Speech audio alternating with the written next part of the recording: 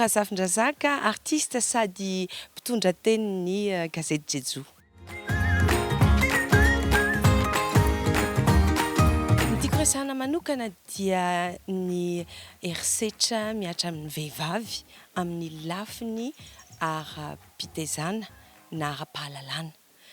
Ao anatin'ny kolontsaina malagasy mihitsy hatrany am-boalohany no ny fitenenana ohatra hoe naniry zaza ka terada. Satria raha vavy ve dia tsy toa ilay faniriana. Izany hoe ny kolontsaina malagasy mihitsy no manome vahana ny zazalahy ary tsy manisy lanja ny vehivavy.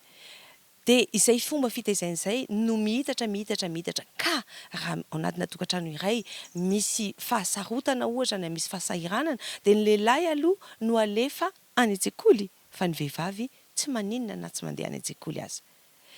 Raha ohatra ka misy asitsika ety an-drenivohitra mahita sy mahatsapa fa ilay ankizy avy any ambanivohitra alefa mitady asa ety an-drenivohitra dia ny ankizy vavy izay mbola kely no tena betsaka. Fa ny ankizy lahy raha makaisa, ny ankizy lahy tazominy ny rainy aman-dreniny any eo anilany.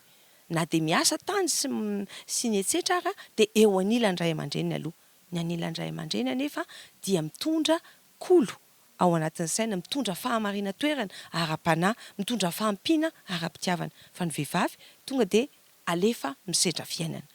Izay herisetra izay zany tsy tsapan'ny fiarahamonina koa fa ny vehivavy rehefa tsy manam-pahalalana dia ny firenena mihitsy no diskaonty.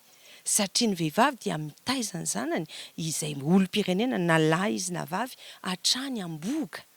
Ka rehefa tsy manam-pahalalana ny vehivavy mitaiza ny zanany hatrany am-boga dia izy fiantraikany ao amin'io zaza io zany na ara-panahy na ara-toetra na ara-pahasalamana dia izy fiantraikany.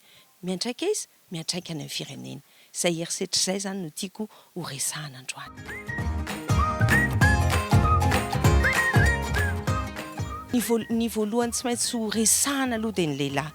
Satria ny olobe isaky ny faritra dia ny lehilahy mazana ny lohany. Ka ireo lehilahy rehetra ao anatin'ny faritra ireo na ireo lehilahy ao anatin'ny sehatra fiarahamonina anankiray no mila manaiky sy resena lahatra ny mahazava-dehibe ny andefasana ny reny sy ny ankizy ary any an-tsekoly, ny anana izy ireo fahalalana. Ny vehivavy manam-pahalalana dia tsy tokony hampatahotra. Ny reny koa dia tokony ho resahana satria ny reny koa no tena mitaiza ny zanany ary ny reny dia manome vahana, ny reny mihitsy no manome vahana an'ireo zanany lahy ireo.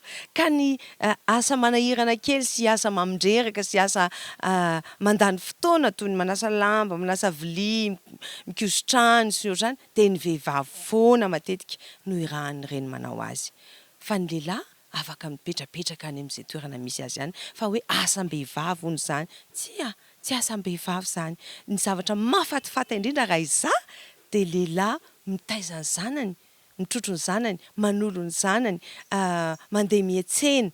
Efa mihamaro izy ireo amin'izao fotoana izao fa ny isika reny mihitsy no tsy manaiky an'ilay zanakitsika lahy hanao an'ireny asa ireny. Tsika reny koa zany mila hozongozonina hoe tokony samy mandray anjara fa ilaina ao amin'ny fiainana izany. Ny vehivavy manam-pahalalana dia tananakavanan'ireo lehilahy izay mpandray fanapahakevitra. Ao an-damosiny lehilahy matanjaka dia misy vehivavy, hoy ny fitenenana. Ka raha ohatra ka vehivavy osa no an-damosin'ilay lehilahy, osa koa zany ny lehilahy. Noho izany zava-dehibe ny ananan'ny vehivavy fahalalana. Dia ireo olobe ireo mila resena lahatra voalohany indrindra anaiky ny andefa ny zanany vavy any an-tsekoly ary anaiky ny ananany zanany fahalalana, anaiky ny ampiasany zany zanany vavy zany an'izany fahalalana izany ampandrosoany ny tokantrano sy ny fiarahamonina misy azy. Mazana rehefa mandinika ny vehivavy afaka mandray fanapahakevitra dia mazana tsy misy lehilahy eo akaikiny. Mazana tsisy lehilahy. Mbola averiko indray tsy mampatahotra ny vehivavy manam-pahalalana fa kosa tananakavanana ho an'ny tokantrano iray na ho an'ny orinasa iray ny vehivavy manam-pahalalana. Ny vehivavy matselaka. Ny vehivavy misy an'izay nisy an'izay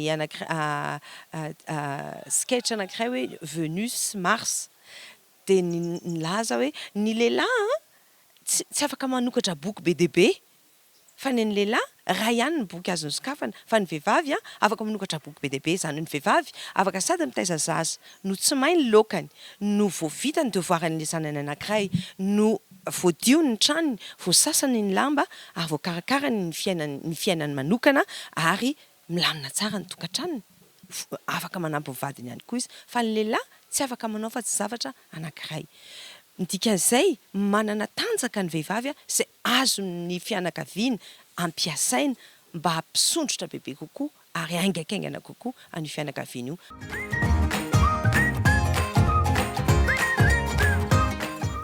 Misy lalàna ny hoe tsy maintsy mianatra ny zaza rehetra ny fampiarana ny lalàna asa re manahoana fa raha mbola mahita tovovavy kely sy ankizy kely milalao amin'ny ora fianarana dia tsy voahaja ny lalàna tsy voahaja ny lalàna na lahy izy na vavy na zazalahy na zazavavy dia ny fampiarana lalàna zany mila amafisina be ihany koa ary ao le fehiny kolontsaina isan-paritra na isaky ny antokon'olona na foko na fokotany na izay antokon'olona mahita manana fifehezana sy manana riba ao anatin'ilay fiarahamonina dia ny olobe ny tokony mandray andraikitra voalohany indrindra. Miady amin'izay herisetra no resahako teo dia tsy anjaran'ny vehivavy irery ihany no mitaky azy.